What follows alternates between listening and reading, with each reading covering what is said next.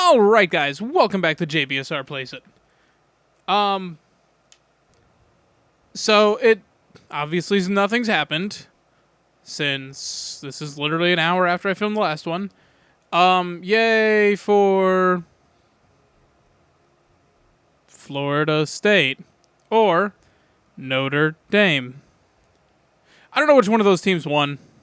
I'm gonna root for Notre Dame, so obviously I'm already gonna know whether or not I'm right or wrong, but the whole Jameis Winston thing is pissing me off because at the end of the day, he's done stupid things, like really stupid juvenile things, but he hasn't really,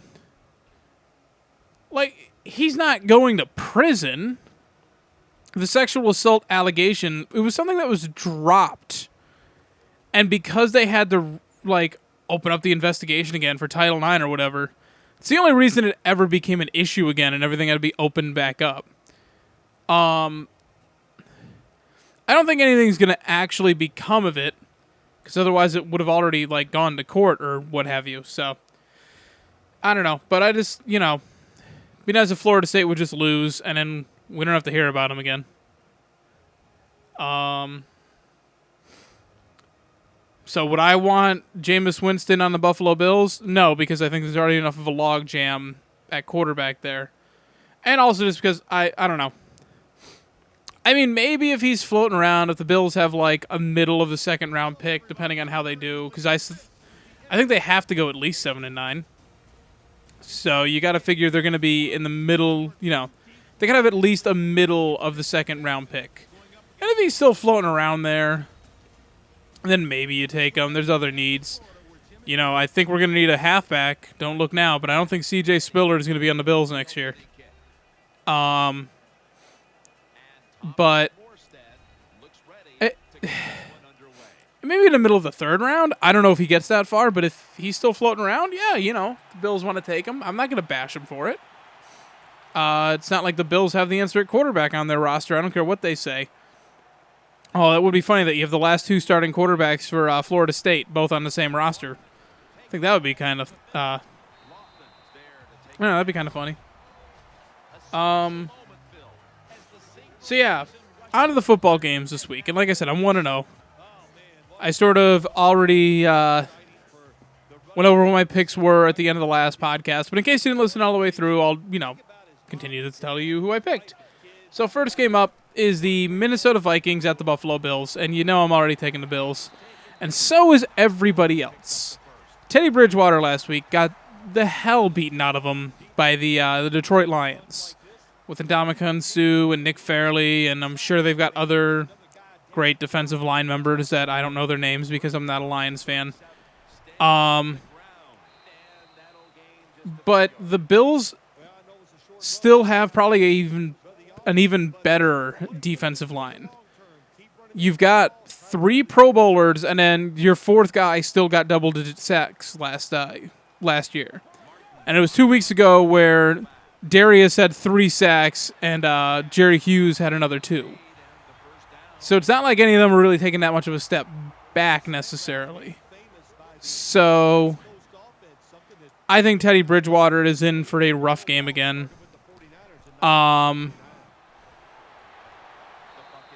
But maybe a slightly better game because, again, the Lions do have a better defense overall.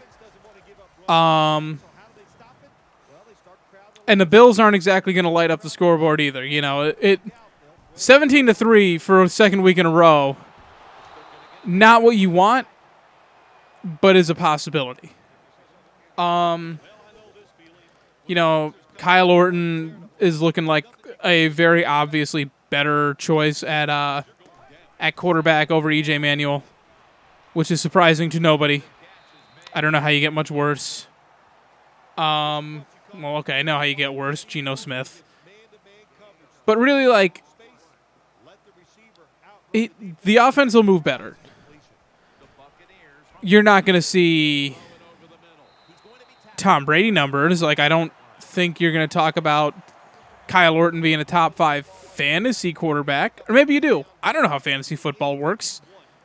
But, the Bills' offense will move it a lot better. The Vikings, Teddy Bridgewater looks good.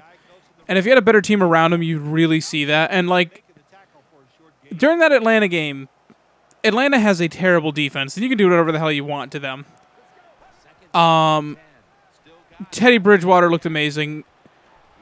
But that's also partly because he actually had time in the pocket. Like, it's not just because every quarterback looks good against the Falcons. It's because the Falcons are the only team that can't exploit the terrible offensive line of the Vikings.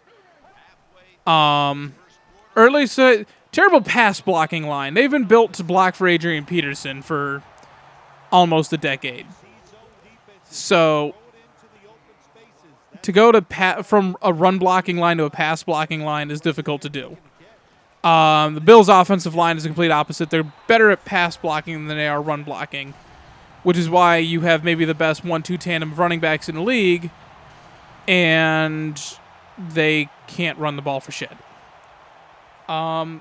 So this is a big game for the Bills. It's not. I mean, for the Vikings, getting the 3-4 would be important. It would still keep them in the midst of the playoff talks, but the Bills really need this to sort of keep pace not only in the division, but just in general, keep pace with the AFC wildcard teams. So they need this. Next up, we got the Atlanta Falcons at the Baltimore Ravens.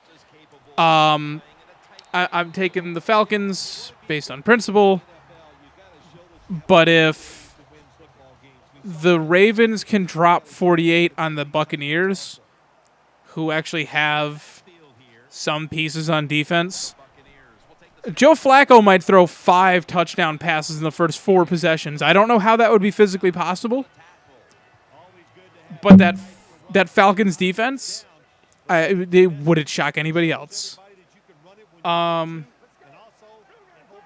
It's tough because you've literally got a pretty solid offensive core. You've got Matt Ryan, who is really coming into his own and really looking good this year. He's looked pretty good for a while, but he's really starting to like take that, I guess, that step towards elite status. That controversial elite status. He looks like he might be actually getting there for once. So, but and you got Julio Jones, which is definitely helping his cause. Roddy White's still around. I don't know what he's doing this year. I think he's injured or something. I don't know.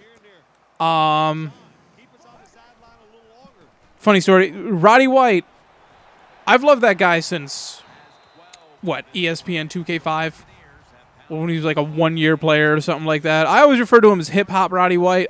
For some reason, I thought that was a nickname he had gotten, and it always stuck with me, and it turns out that was just my dumbass was the only one calling him that. So I always refer to him in my head as hip-hop Roddy White. That nickname obviously will never stick because I'm not a journalist or anything. I can't give a wide receiver on the Falcons a nickname, but, that's just, I like the nickname. But the Falcons do have that going for them. They haven't had a running back since Michael Turner left, which wasn't as long ago as people think. That literally this is the second year without Michael Turner. Steven Jackson, again, another member of the dying breed of running back. He's at the end of the career. He's at the end of his career. He's not going to be the answer at all. So it's their offensive line. They got their first round pick at tackle. What the hell? The Hall of Famers kid. Matthews. There we go. Forgot his first name. Jake Matthews is his father. I forget his name. I think that's how it works. I usually try and pay more attention to the offensive linemen than some people, and I just can't do it sometimes. They've got some pieces there, but overall, this is a team that is not nearly as talented as I think Arthur Blank thinks they are. He's always sort of been, I don't want to say delusional, but you've got people like Al Davis who just is like thinks that everybody is terrible except for those 2 players that he is convinced is good. You've got other owners sort of own up to the fact of when their team is terrible. And then you've got some owners, and Arthur Blank is one of them. Jerry Jones of the Cowboys is another big one. they think their team is sporting 22 all-pros as their starters and can't figure out why the rest of the league doesn't recognize them, and then can't figure out how they're managing to lose games, and that's why the head coaches always get fired. Arthur Blank thinks that his team is very talented. It's like, no. You are in rebuilding mode because you built up a really good offense and, an offense that could be special, but you built it the wrong way. That's why people are praising the Cowboys so much right now. You got to build it from the inside out. You're not going to do much without a very good offensive line. So they got all the skill positions, but never went after everyone else. So they've got to put those pieces together.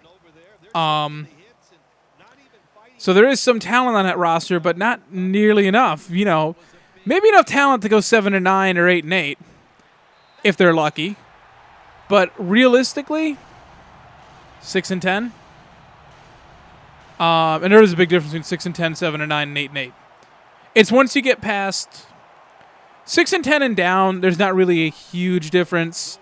And basically like 10-6 up, there's not really a huge difference up until you hit maybe 13 wins. This is a rough time for them. And you're wasting the prime of Matt Ryan's career. And it kind of sucks. Mike Smith, they're talking about him maybe being on the hot seat. And there are a couple of really good coaches who are potentially on the hot seat right now. You've got Mike Smith. Tomlin's name from Pittsburgh has come up a few times. Harbaugh, obviously, with all the speculation. And none of those guys should be fired. Mike Smith is the most likely to go based on performance because the Falcons have never really shied away from firing a head coach before. With the Steelers, they have had 3 head coaches in the last, 40 or 50 years, whatever the math is. Chuck Noll, and then Bill Cowher took over for him, and then Tomlin took over for Cowher. That's it. Since the late 60s, early 70s, those have been your head coaches for the Steelers. The Raiders have had more head coaches than that in the last week. It's tough to hear these guys. Mike Smith is a 6-10 season. That might be the end of him. And it sucks. He had a pretty good run. And it's weird as I get older, looking at some of these teams, be like, it seems like he never got never got anything done. He's in year 6, I think, right? Him and Rex Ryan, they're at year 6. It doesn't seem like it. It seems like they're only in year 4, but yeah, I think it's year 6 or 7 for him. That's a pretty good run. Not everyone. I mean, Belichick seemingly has been in the Patriots forever. Belichick has been there since 2000, so this is year 14 for him, 14 or 15. It seems like Belichick's been there for 30 years, and he hasn't. And it seems like Mike Smith just hasn't been there that long, but he has. So it's unfortunate. Tomlin's been in Pittsburgh for almost a decade. And I don't know, some of these coaches, you're going to see some really good coaches out there. And then you got other teams. I mean, obviously the Raiders are going to be looking for someone. Dolphins will probably be looking at someone. The Bills may or may not, depending on how their season goes. That's up in the air. With new ownership, anything goes. You might have a lot of head coaching vacancies. And you look at Tom Coughlin, Bill Belichick. Those guys are in their 60s. They're not going to coach forever. So at any given year, I don't think Belichick's going anywhere until Brady calls it quits. And even then, maybe he sticks around for a year or two just to stick it to everyone. But I don't think Belichick's going to retire within the next maybe 5 years. He might not even retire. He might be one of those guys that's 85 years old and can't walk anymore. And they're like, okay, maybe I'll think about stepping aside. There's going to be head coaching positions. There might be some quality head coaches available. Harbaugh can take whatever job he wants, and people will fire their coaches for it. And then if you want proof of that, the Dolphins almost did that with Sperano a few years back. I think Harbaugh would be a great fit for the Raiders. I really do. He doesn't want to leave the Bay Area. They're looking for a coach. They'll give him some power.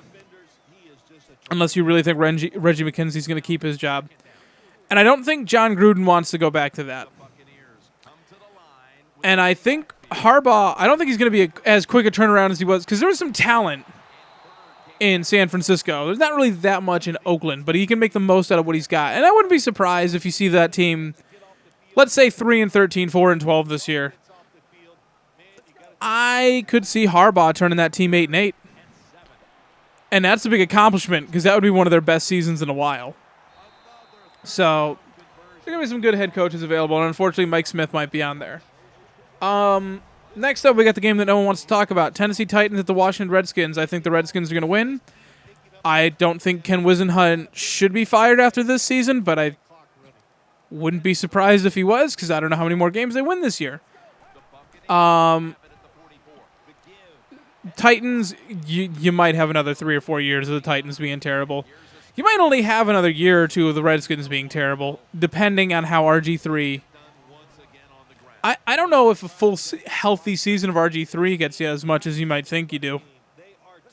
Because I feel like health isn't the only problem with him. There's a lot of confidence issues, and I stick with what I said. I think them continuing to play him in the playoffs when he screwed up his knee and ended up tearing his ACL, that might have ruined his career. I mean, the athletic type quarterbacks, Tim Tebow, 3 years in the league, out. Vince Young retired this past season, but realistically wasn't relevant. He's only relevant for maybe 4 or 5 years. The biggest thing he did after he left Tennessee was he announced that the Eagles were the dream team. And it's like, okay, but you're the third string quarterback, so I don't know what the hell you're talking about. Did you know that Vince Young played on the Bills? He barely did. I think he only lasted a preseason. So these two teams, I mean, if both of them made the playoffs next year, I wouldn't be surprised either. Because that's just how the NFL works sometimes. So, yeah, that's all I really have to say about that game. It's just these are two teams going nowhere, spinning their wheels. This is just draft positioning now. As much as the Titans play in a terrible division, Andrew Luck is playing so out of his goddamn mind that even if they, if all it takes is 7-9 to win that division, well, guess what? Andrew Luck will get him 7-9 because he'll go 6-0 against his division. Next up, the Cleveland Browns, the Jacksonville Jaguars. Now, this is going to be a big game for Cleveland. A winnable game for Cleveland, but this might be the biggest game of their season right now. As much as it was important for them, beating the Saints was a big deal at the time. Might not be as big a deal now, but it's still kind of a big deal. But this might be the biggest game of their season because this is them. Can you beat the teams that you're supposed to beat? And on top of that, if they win, they're 4-2. If they lose, they're 3-3. This is a big deal for them. And the Jaguars have their issues. And the Browns should be able to win this. Like I don't think this should be considered an upset possibility unless you're not a big believer in the Browns. And I'm not necessarily there yet. I like it. I'm not hoping they do poorly. It's sort of the same as the situation in Dallas. Dallas I'm a little more of a fan of now. I'm not rooting against the Browns, except for when they play the Bills in a few weeks. But I'm not going to root against them. They're winning the the Kansas City Royals way, I guess is how you put it. They're not really doing anything particularly well, except for maybe running the ball. They're great at adjustments. That is what they do well. And that goes right down the Hoyer and probably the stuff he's learned from Tom Brady. That's why they play better second half football, is because they go in the locker room, they adjust, and they come out better. Better than most teams in the league. And that's why they've been in every single game. If they were 5-0 right now, it would be a well-deserved 5-0. And that's what people are excited for, is that they're 3-2 and their 2 losses were pretty close.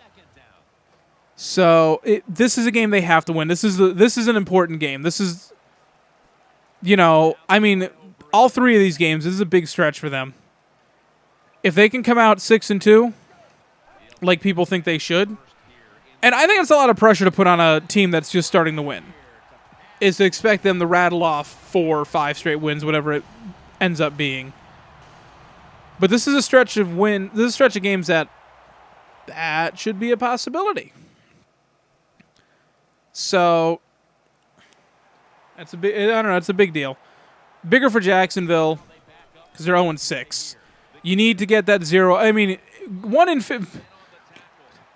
Everyone remembers the 2008 Lions. No one remembers all of these 1-15 teams. No one, the only 1-15 team that people seem to remember is whoever the last one that did it. And I think the last one who did it was the Dolphins in 2006 or whatever it was, when they went 1-15. And that one was in overtime against the Ravens on a Ricky Williams long run. And then after that was when Brady went down. And the Dolphins, with Chad Pennington, won that division. Fun fact, Chad Pennington is the only quarterback not named Tom Brady to win the AFC East since 2001. That's an interesting fact for you, ain't it? In 2002, the Jets won at 9-7 when literally it was a log jam. I think it was the Jets, Patriots, and Dolphins all went 9-7, and the Bills went 8-8. And then in 2007 or 2008, I never remember which year it was, when Brady went down, and the Patriots and Dolphins both won 11-5. The Dolphins won it on a tiebreaker. Both those teams were quarterbacked by Chad Pennington. So there's a weird little fact for you. I'd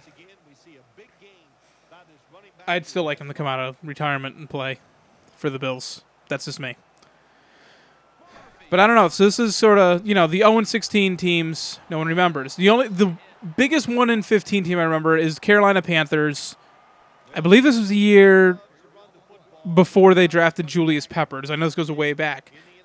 Where, the Texans last year were 2-0 and then they went 2-14. Panthers won their first game and then lost 15 straight. That, if you're going to go 1-15, I guess not having the dark cloud of 0-16 hanging over your head for most of the season, getting that out of the way in the beginning helps. But no one remembers 1-15, and everyone remembers 0-16. So the Jaguars, every game until they win, is the biggest game of the season for them. After that, it doesn't matter. After that, you're just playing spoiler. That's all you're doing. Next up, we have the Cincinnati Bengals at the Indianapolis Colts. I'm taking Cincy, but man, I really like what Andrew Luck's doing right now. And I don't know if the team is actually better than I thought they were. I know I'm not the only one who thought they were terrible, but great quarterbacks can elevate the rest of their team. Peyton Manning did it for years. That's the only reason the Colts ever contended before, was because Peyton Manning willed it. So I don't know if Andrew Luck's play is elevating the rest of the team, or if they're actually achieving up to the level that they should be. I can't tell. So I do think the Colts win this one, but I'm picking the Bengals. So I can't pick against still. I just can't. Every time I go to that guy's Instagram page, he posts another picture, another story, another video, another selfie. That just sort of melts my heart a little bit more. I can never pick against this guy. And I tell you what, if he ever does end up leaving the Bengals, if he ever does get cut, because he is, I think, the backup defensive tackle, rotational guy. So if he, it's a realistic possibility that he doesn't actually play in Cincinnati for a decade. Possibility that he doesn't, he gets cut at some point. I hope the Bills pick him up. But I'd much prefer for him to stay in Cincinnati, and get a wink-wink deal. If he only plays 5 more years or whatever, it's about average for a backup. And maybe stays associated with the Bengals Association. But yeah, so I'm gonna root for the Bengals, but AJ Green being out hurts. And then what the hell is his other name? Marvin Jones. He's out too, I think. I think he's done for the year. So you got like Mohamed Sanu and then some other guy. Those are your top 2 weapons right now. So I don't know. The Cardinals have made an entire season on overcoming injuries, but it's got to be a tough one at Indy. But they might be able to pull it off. Although Marvin Lewis made the ultimate boneheaded, why did you open your mouth, decision of the week when he came out and suggested that the whole thing on concussions is a media-driven story and not actually just the result of all of these hours of freaking or all this scientific research. Yes, Marvin Lewis. I know back in the 80s and the 90s that it was okay to think that your players were soft for not going in because they had a headache. When I tried to play high school football my senior year of high school, I remember people running their mouths being like, "Oh, how are you going to not practice right now because you got a headache?" I had a pounding headache. Turns out it's because the helmet was too tight on me, but go Springfield Public Schools and not having proper equipment. But I don't know. I got things said to me for not playing with a headache. Not a concussion, just a headache. Which I'm glad I did sit out that practice after that, because who knows what that could have turned into. I know any head pain, another, hit. And it was just preseason practice. 100 yards short, damn it. You never know what it's going to lead to. So I'm glad I sat out. But yeah, that was the mentality back in the day. It was a headache. You came back in. But concussions are scary, man. My brother got one once. That was a terrifying night because it's like, okay, he can't go to sleep and you have to monitor him and this and that. It's kind of terrifying when you're not an athlete. I know a lot of things. It's sort of like, okay, I'm a professional athlete and I can do this. When you're not an athlete, these things are more terrifying. So I think Marvin Lewis, old school guy, I get it. But I don't know. Some of these guys just need to learn to keep their mouths shut, basically. Especially Marvin Lewis, who should have been fired about 15 times over on the Ravens, or on the Bengals. This guy's been the head coach of them since, almost as long as Belichick. He was a defensive coordinator for that 2000 Ravens defense, and he got a head coaching job for the Bengals. I think it was 2002, 2003. He's been there forever. And they haven't been good for very long. This is a new thing. They, with Carson Palmer, they made the playoffs twice. And never in back-to-back years. So, I don't know. Focus on your team, man. They're struggling right now. So yeah, I'm taking the Bengals, but that's one I'm already prepared to chalk that up as a loss. Next up, you get the Miami Dolphins at the Chicago Bears, and the game that I really don't care about. This is another game with two just middling teams who either one of them can make a run at a wild card and no one would be surprised. Either one of them could go 6-10 or 7-9 and no one would be really surprised. I got the Bears in this one for obvious reasons. Actually, probably not that obvious. Do you trust Jay Cutler? Because I don't. Well, you know who I trust even less than that is Ryan Tannehill. And on top of that, neither one of these teams impress me in any way. Neither one of them impress me. And I just think Cameron Wake is going to be an issue for the Bears because their offensive line is terrible. But I also think that the Bears match up even better because literally they've got all these weapons. Hey, look, I'm the MVP of the league. How about that? Let's see. Thank you, Ross Tucker, for the nice words.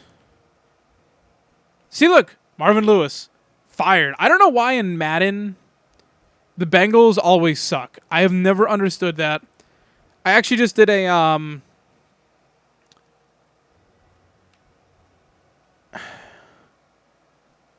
I did a franchise. I was the Bills quarterback.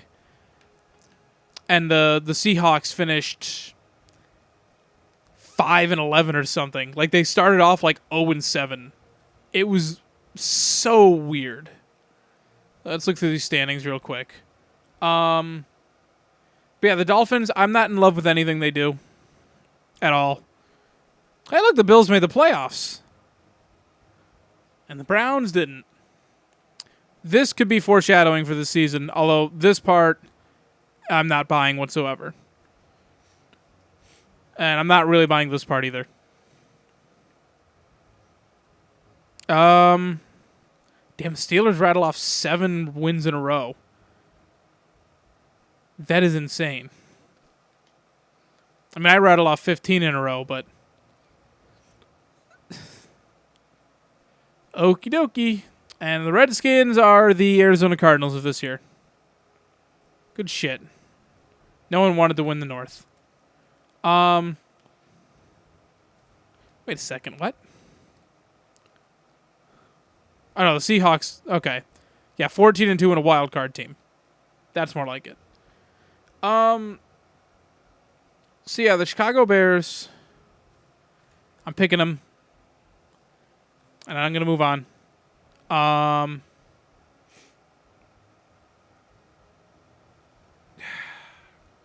just don't like the Dolphins that much. Besides Cameron Wake, I really just know Sean Moreno's done for the year.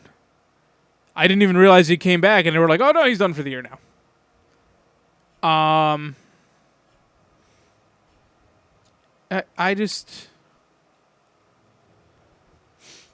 don't know. It's, I didn't want to pick that game. So, jumping back, because I really skipped over this one. The Seattle Seahawks at the St. Louis Rams. I'm going with the Seahawks because they just lost. They're going to bounce back. I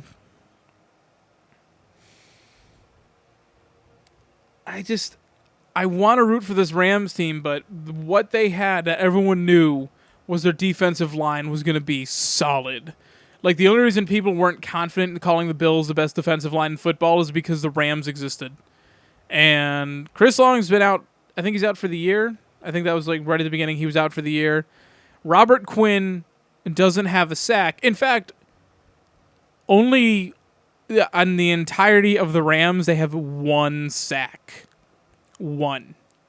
And that was by Aaron Donald, their rookie. 1 sack. That's it. That's all. That's... I think I read somewhere that's a historically bad. Hello everyone. I'm Larry Ridley, and this is the NFL. So yeah, the Seahawks are gonna have a pretty good bounce back game, I would think. And the Rams, I'm sorry, you had a close one against San Francisco. Maybe make it close again. But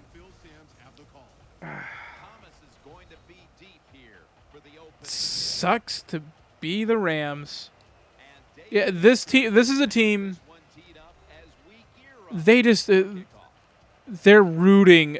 I mean, the Raiders and Rams are both being talked about. Raiders, Rams, and Chargers are the teams that potentially could be relocating. Excuse me. They could potentially be relocating in the next couple of years. I don't think the Chargers are going to leave San Diego, but they might if they feel threatened. The Raiders and Rams are both linked to both be going back to LA. Although the Raiders are also talking about going to San Antonio, which I think would be really cool. Because, again, I'm very much I love the Steelers thing where they're all black and yellow, or black and gold, whatever you want to call it. And then the Penguins kind of ruined that. So I think it would be cool because they'd have the same color scheme as the Spurs. I think it would go well. But I don't think San Antonio is where they're going to go. I feel like there's already 2 teams in Texas. I don't think they want to be a third. And I think LA would be a bigger market. I think the Rams need to hold out for an expansion team to happen and go to LA. Maybe the Rams don't have to play in the West because they're not a West team. Like, them and the Chiefs, I never understood. Missouri is like the middle. Like, they'd be better off playing in the South as opposed to the West. But then again, like, the Cowboys are still playing in the NFC East. Everything's all fucked up. So the Rams just need to get out of that division because the Cardinals are barely scrapping by to contend. And the Rams just need time to develop, and it's going to be tough because you can't... Even with a last-place schedule, they still have the 6 games within their division. I mean, the Cardinals, outside of the Rams, the Cardinals were the worst team in their division last year. They finished in 3rd place at 10-6. That would have won the NFC North, and that is the 3rd best team in their division. And by the way, those Cardinals are now winning that division at this moment. That's what they have to contend with, and I don't understand how things get better. Now, I think the 49ers might take a step, especially if they get rid of Harbaugh, they might take a step back. That wouldn't surprise me in the least. But I don't see the Seahawks, maybe instead of Super Bowl contender, maybe it's just, I see them still being contenders at least for the division title for at least the next maybe 5 years, you'd have to say.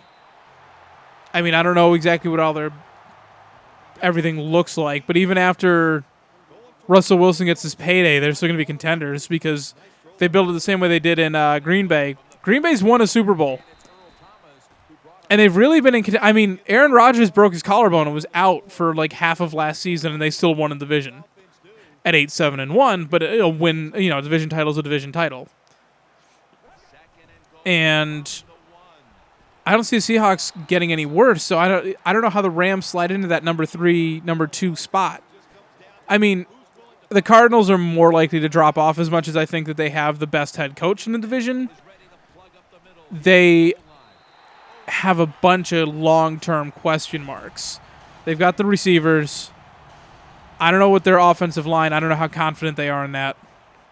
They're putting together some pieces, but they're waiting for everything to sort of gel and start to work. Carson Palmer is their quarterback, and not that Drew Stanton didn't do well. You're already not looking good when Drew Stanton is who you're relying on as your quarterback. But they're working on his contract extension, which means that not only was he their stopgap last year, he's going to be their quarterback this year, and they're looking at him down the road.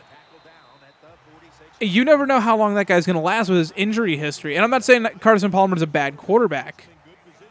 But with that injury history, what are you expecting? So it's... I don't know. I don't know what the Rams are going to do. But hopefully they figure something out. I mean, there's room, obviously, for improvement. It's not like the Seahawks have been dominating this division like the Patriots have for a decade. But that's also not out of the question either. So we'll see what happens. I'm always going to pull for the underdog. I like to see... I don't like seeing the Raiders being terrible for the last 13 years. I don't like the fact that the Bills haven't been to the playoffs since freaking 99. I don't like the fact that the Browns have had one relevant season since they came back. Or that the Lions have one postseason appearance since 99. I don't enjoy any of that. I don't enjoy terrible teams being terrible for a long time. The Dolphins the Dolphins have had hope in that AFC East. Like, the Patriots have dominated it, but the Dolphins have taken wild card spots in that time. They've won a division. The Jets have won a division, taken wild card spots. Rex Ryan went to 2 straight conference championships. I don't like seeing teams being a doormat forever. Even if it's just one season. The Jaguars still, I think it was only 6 years ago they went 11-5. The Jaguars haven't been a doormat forever. It's just they've had bad luck lately. So I don't want any of these teams to be doormats forever. I mean, I knew the Raiders were going to be doormats for a while because Al Davis just lost his fucking mind for the last decade and a half of his life. They fluked into going to the Super Bowl, and I think Raiders fans better remember that was your last highlight of Al Davis.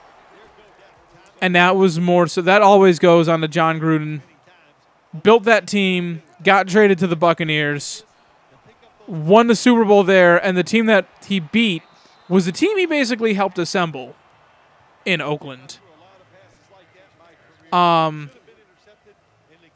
But I don't like seeing any of these teams as a doormat for too long. So, come on, Rams. Sam Bradford might not be the answer. He might be. You never know. He's looked good in flashes, but how long do you give this guy? This is what the Redskins are looking at for the next freaking 5 years, is banking on RG3 and then him being terrible. If they can find a way, they've got to have Cousins under contract for at least one more year. Keep him. I wouldn't trade him. I'd keep him. Because at the end of the day, yes, he turns the ball over, but that's something you can work on through time. Some people get better with their turnovers. Some people don't. There's a lot of players who can make massive improvements. Tebow never managed to do that. Aaron Rodgers did. Aaron Rodgers, as much as people thought that maybe he could have been the first overall pick, it was between him and Alex Smith that year. A lot of people thought he had bust potential because if you look up his old footage from Cal, and I never really I was like, oh man, I don't know if this guy's going to make it. When he held that football to throw it, it was basically connected to the side of his helmet. It was so strange. I had a kid who lived up the street from me when I was growing up. He threw the football like that, and we made fun of him. And I'm like, you're going to give this guy millions of dollars for throwing the same way as this kid up the street? So he went from that to being arguably one of the top 2, 3, 4 quarterbacks in the league right now. So you can always fix mistakes. So I don't think Kirk Cousins is dead. And I think you keep him on the roster. Yeah, 0-7 as a starter is not good, but you got to take into account maybe that team isn't that good and they just really overachieved going 10-6 and winning that division. So I don't know. I just don't want to see the Rams stall out. I don't want to see the Redskins stall out the same way the Rams have stalled out. But I feel like it's going to happen because that's one stubborn owner. Moving on to a game again, we got the New Orleans Saints at the Detroit Lions. The New Orleans Saints, the team I picked to be the NFC representative in the Super Bowl, and I am going to pick the Lions because I don't think that the Saints are any good at all. Defensively, they've looked terrible for basically every year except for the year they won the Super Bowl. And even then, they weren't a good defense. They just were very good at getting turnovers. Although Darren Sharper, as good as he was that year at getting turnovers, he was still slightly better at raping women. I'm sorry, was that joke in bad taste? I'm sorry. That's still a sour spot for me. I'm sorry. But yeah, I don't. This Saints team's just not looking good at all. And the Saints for a while, and I remember this back in the early 2000s when they had Aaron Brooks at quarterback. They were always that team that had all this potential and should have made the playoffs and should have done this. And then they would go 8-8. So it has that same feeling to me. And it's not that I think Sean Payton has necessarily worn out his welcome or anything along those lines. I I don't think Drew Brees taking a step back. From what I've heard, he's actually still slightly injured. Like, he's not like terrible injury because he's still putting up pretty good numbers. But he's not 100% healthy. So I'm not going to look too much into what his stats are. But it's nothing about this team is really exciting. Is really like, oh yeah, this team's going to do it. It's more so they should be better. The Lions, these two teams are very similar in that their offenses should be amazing, and their offenses are both just kind of eh. So, yeah, I'm taking the Lions in this one. I'm not impressed by either of these teams in any way. Next up, we have the Panthers at the Packers, and I'm taking Green Bay. Green Bay has been they're the only team who can be so goddamn dysfunctional and so hard to read on a 3-game winning streak. It's astounding to me. I didn't even know that was possible to win 3 straight games and to sort of not be 100% confident in that team. And they dominated in those first 2 games, but they should have lost in Miami. But as I said, I don't think Miami's that good of a team. And the Panthers just, I don't know what to make of them. You know, everyone thought they were going to regress this year, and then they came out 2-0, and everyone's like, oh, maybe they're going to be fine. And then now it's like, oh no, wait, they're still regressing, but they're still in first place. Like, as much as they might not have looked that great at times, they're still in first place. So that's got to mean something, right? I don't know. Cam Newton's looking good. I still call him Crybaby Cam. And maybe that's a douche move on my... Oh, God damn it, Richard Sherman. You just ruined my playoffs.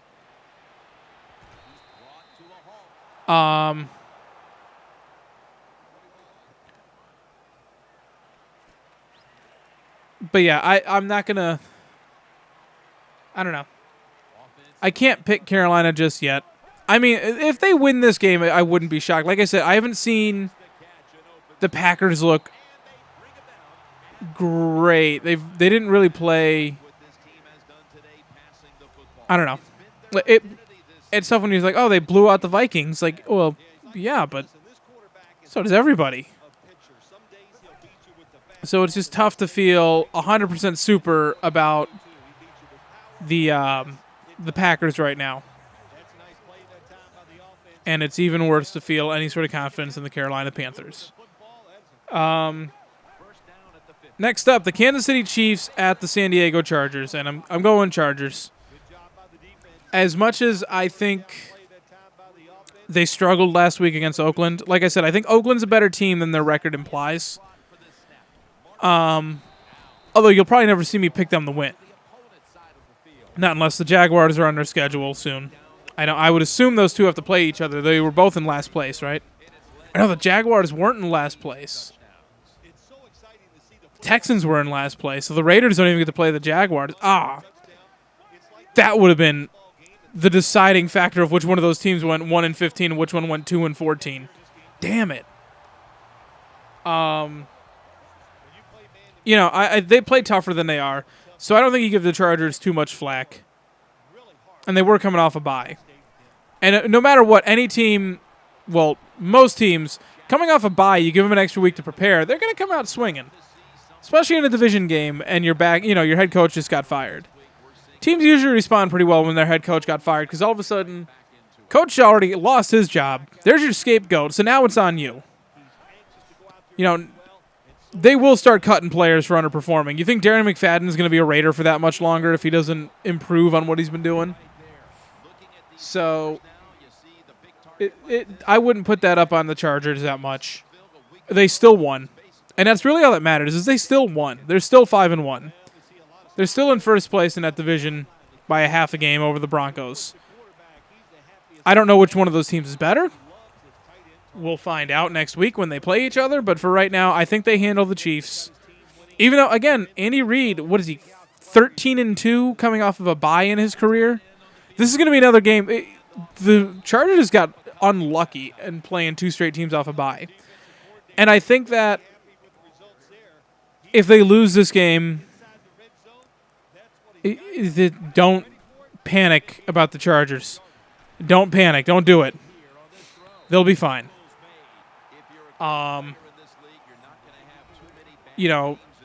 Phillip Rivers is still looking like an MVP candidate. Antonio Gates is still looking like mid-2000s Antonio Gates.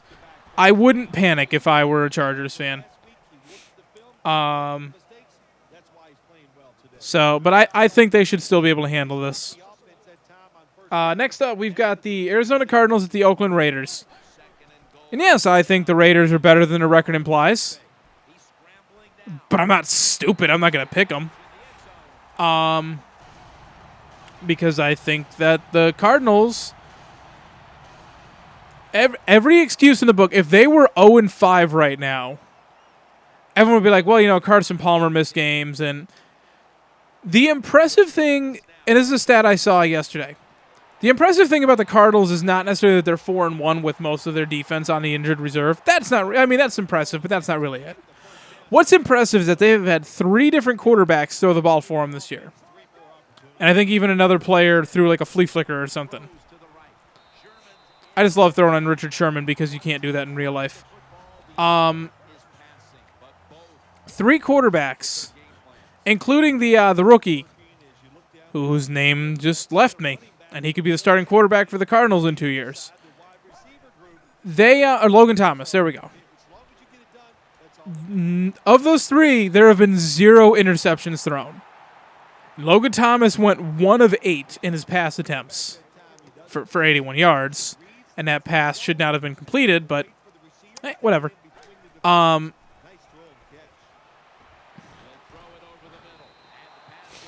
Yeah, that's impressive to me. Is to be that efficient, no matter with all the excuses in the world, and you're still winning. That means something. That they are 4-1, they could be 0-5, and no one would. They went 3-0 when they could have easily gone 0-3 if 3 plays go the other way.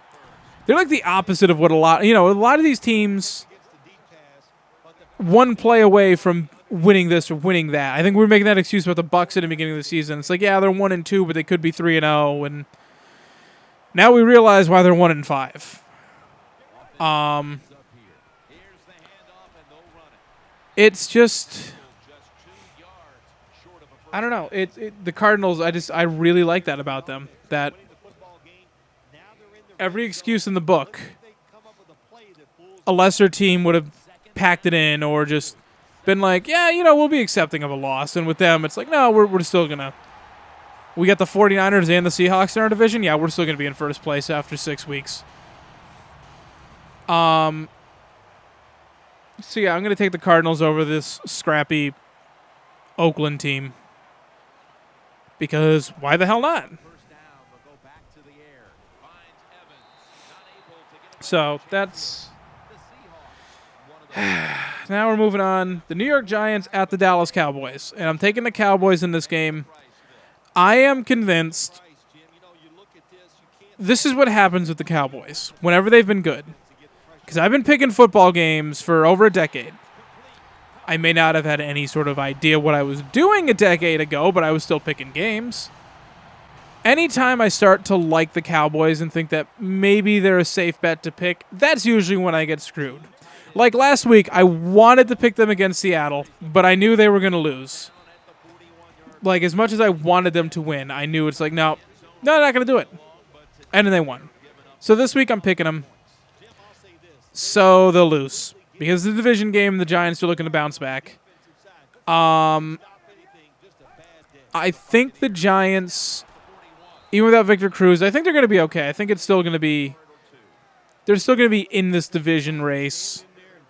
But a lot of that just comes down to how much as much as I think that the Eagles had a really good game, I still don't really believe in them.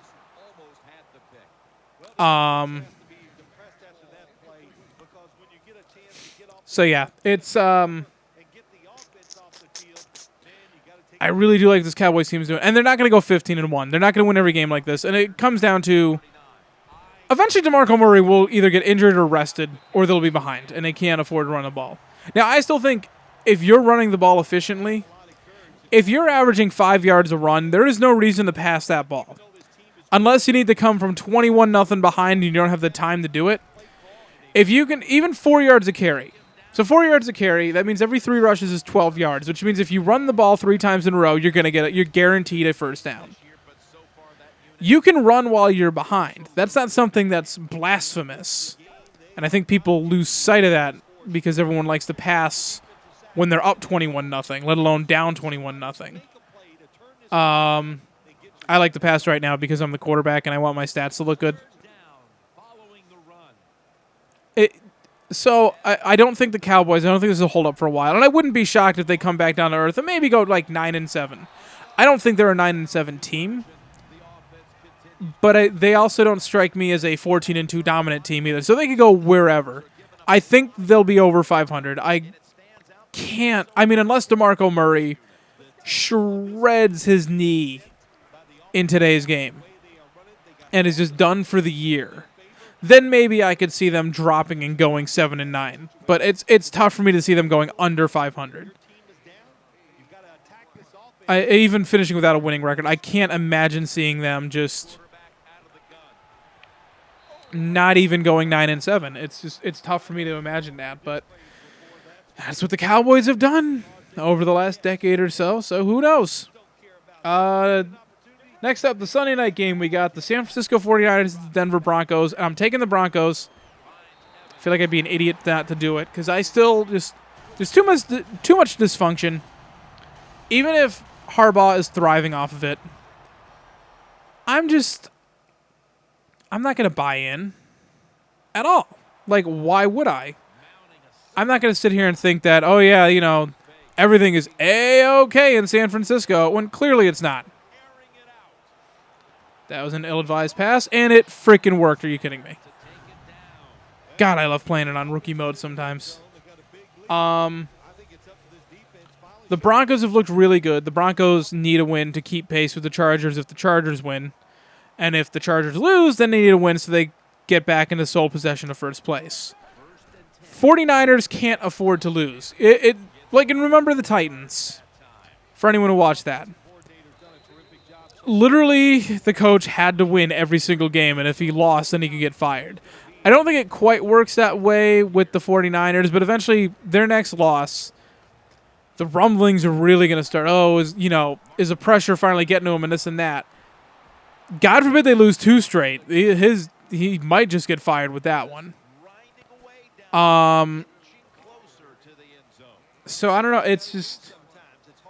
It's tough for me to pick against the Broncos in this one. But if the 49ers win, would anybody be shocked at this point? I certainly wouldn't.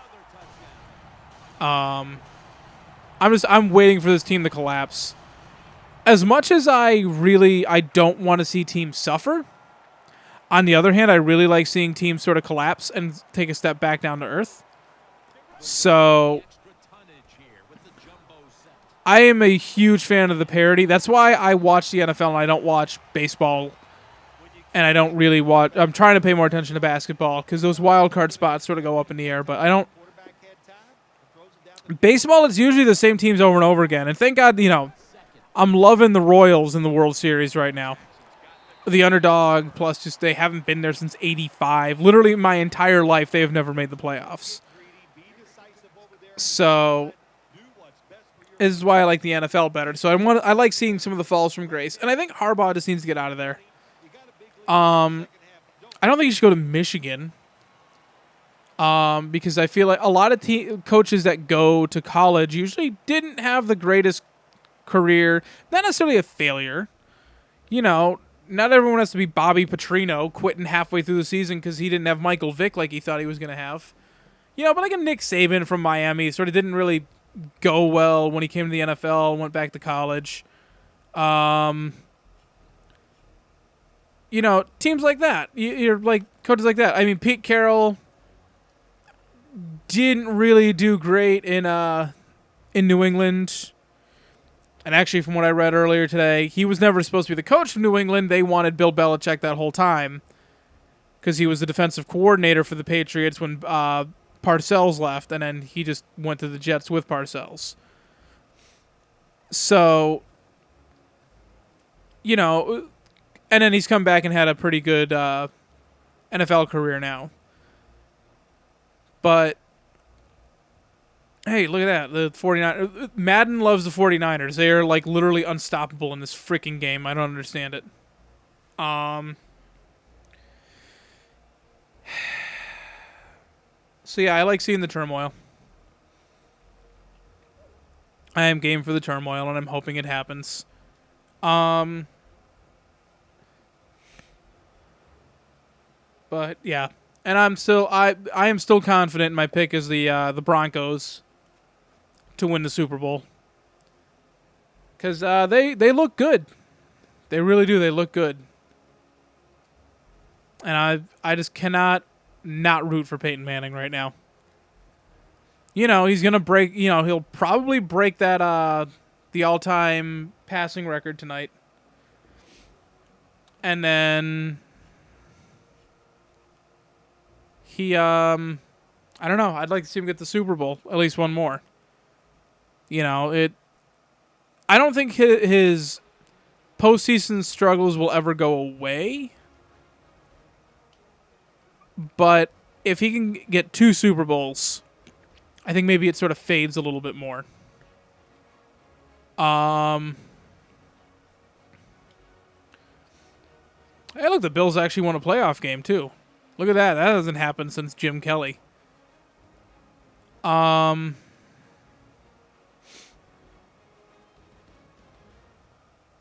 yeah, I'm still confident in that Broncos pick. Then the Monday night game, you got the Houston Texans at the Pittsburgh Steelers in a game that probably somebody thought it was going to be interesting, but I just don't know who. At least J.J. Watt, once again, on primetime. I'm game for that. I'm on vacation. I might actually watch that this week. I've never actually seen J.J. Watt play. Because NFL Red Zone, I never really got to see him as much as I would have liked.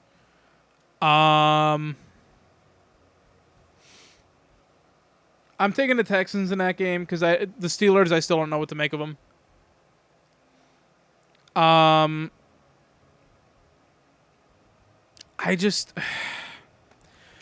This game's not very interesting, and the Texans are really, whoever wins this is the only team that's still going to be technically alive in the playoffs. I think if the Steelers lose this, they're pretty much done, and if the Texans lose it, they're not done, but you really start to question that 3-0 start. Or was it 3-0 or was it 2-1? They were 2-1. That's what it was. They were 2-1.